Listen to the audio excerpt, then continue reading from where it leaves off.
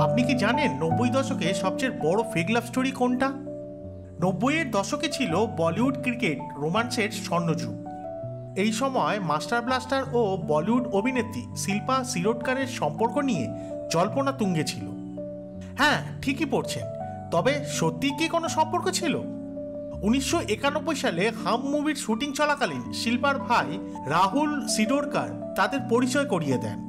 মিডিয়ার নজরে পড়ে, তাদের সম্পর্ক নিয়ে লিখতে শুরু হয়। খবরটি এতটাই জোরালো ছিল যে টিভি শোতে ডেবিউ হয়েছিল। 1994 সালে এক সাক্ষাৎকারে শিল্পাকে জিজ্ঞাসা করা হয় সম্পর্ক নিয়ে।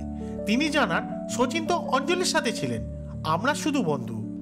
অন্য কোনো সাক্ষাৎকারে সচিনকে প্রশ্ন করলে তিনি বলেন, নিজের সম্পর্কে শোনা সবচেয়ে বড় সড় গুজব, একদম ভিত্তিহীন।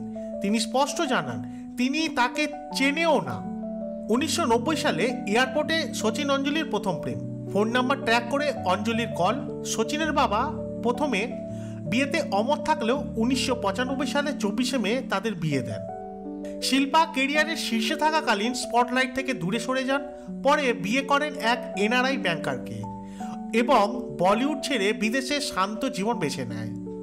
1990 দশকের এই ফেক লাভ স্টোরি প্রমাণ করে সেলিব্রিটি গুজব কত দ্রুত ছড়ায়।